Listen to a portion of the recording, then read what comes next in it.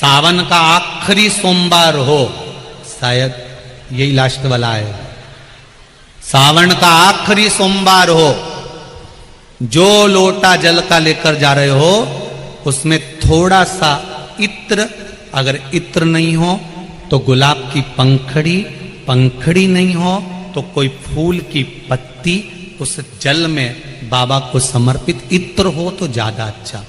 आखिरी सोमवार को या सावन महीने का आखिरी दिन आप शिव को जब 2 लोटा जल चढ़ाएं तो उसमें इत्र का भाव रखकर, कामना कर कर, त्र्यंबकेश्वर बाबा का स्मरण कर कर और महामृत्युंजय मंत्र को जपते हुए।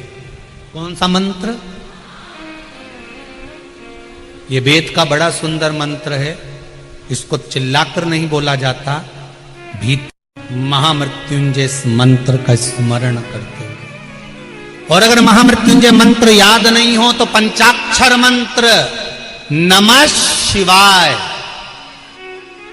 पंचाक्षर का स्मरण नहीं रहे तो षडाक्षर ओम नमः शिवाय, षडाक्षर का स्मरण नहीं हो तो श्री शिवाय नमस्तुभ्यम।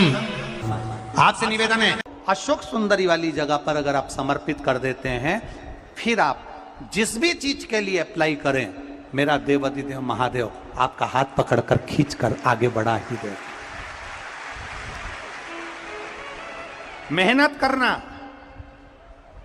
कर्म पूरा करना, पढ़ाई अच्छी करना और पढ़ाई के साथ में विद्या अध्ययन करने के साथ में अच्छी मेहनत के साथ में देसी गाय का दूध भगवान शंकर को समर्पित करना, भगवान शंकर को समर्पित करना, देसी गाय का दूध धीरे धीरे धीरे धीरे समर्पित करना, भावों के साथ आप समर्पित करें। देसी गाय का दूध एक एक बूंद समर्पित करिए, धीरे धीरे समर्पित करो। और देसी गाय का दूध जब धीरे धीरे समर्पित करें, बड़े रास्ते से आनंद से धीरे धीरे जब आप समर्पित करेंगे, बेलपत्री वही दूध में सनी हुई बेलपत्र, अशोक डंडी का भाग शिवलिंग की ओर नहीं होना चाहिए, उस समय पर डंडी का भाग जहां से पानी बहकर जाता है अशोक सुंदरी की ओर से, वहां पर होना चाहिए। कार्य में सफलता मिलती ही है। शिव तत्व को धारण कर। सोमवार की अष्टमी का मतलब आपको इंदौर की कथा में बताया था, जिस दिन शंकर और पार्वती के मिलन का दिवस हो, और केवल एक माता पार्वती के अकेले मिलन का नहीं, 64 योगनियां तक भगवान शंकर से मिलने के लिए आती है। पीला चंदन लगा लेना। कितना लगाना है?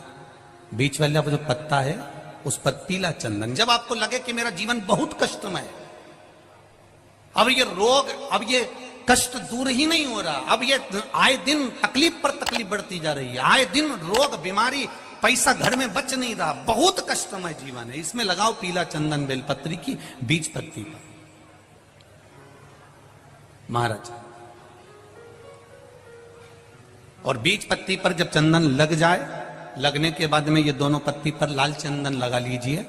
इन दोनों पत्ती के बीच में जो डंडी का भाग होता है, आपको कहा था, आपको स्मरण में होगा शायद, हमने जब बेलपत्री की महत्वता बताई थी तो उस बेलपत्री की महत्वता में कहा था ब्रह्मा विष्णु महेश ये 3 हैं, बोला था। बीच में ये बड़ी पत्ती से लेकर जो 2 पत्तियां होती हैं, इनके बीच में जो जगह बचती है, इसमें मां पार्वती के 64 योगनियां, मां पार्वती अपनी पूर्ण सिद्धि के साथ में जितनी भी देवी के स्वरूप हैं, वो माता 64 योगनियां देवी के स्वरूप में यहां पर विराजमान होती हैं। 2 पत्ती के नीचे से जो डंडी होती है नीचे तक, ये पूरी डंडी में 33 कोटि देवी देवताओं विराजमान होते हैं इस पूरी डंडी के अंदर। तो ये बीच वाली पत्ती है, ये जो बीच वाली पत्ती का जो भाग होता है, इस पत्ती के भाग में शहद का प्रयोग कर कर, यहां पीला चंदन, लाल चंदन, लाल चंदन, शहद का प्रयोग कर कर, इसी तरह से पकड़कर ये बेलपत्री की जो डंडी है वो अशोक सुंदरी पर जब आप समर्पित करें तो जहां से जल बहता है उस ओर पर इस पत्ती को चढ़ाकर केवल आपके हृदय की बात कहकर देवाधिदेव महादेव से कोई भी शिव जी का मंत्र पंचाक्षर नमः शिवाय, षडाक्षर ओम नमः शिवाय, श्री शिवाय नमस्तुभ्यम, या महामृत्युंजय मंत्र, जो शिव का मंत्र हो आपके पास में, उसको बोलते हुए देवाधिदेव महादेव को धीरे धीरे जल की धार चढ़ाना प्रारंभ करो। जल की धार जब पूर्ण होने लगे, उसमें थोड़ा जल बचे, तब अशोक सुंदरी पर जो तुमने बेलपत्र चढ़ाई है वहां उस जलधार को चढ़ा। ये प्रयोग आपको केवल सोमवार की अष्टमी पढ़ने पर ही करना है। कौन से दिन करेंगे? जम के बोलिए जरा। सोमवार की अष्टमी पढ़ने। और धतूरे का फूल,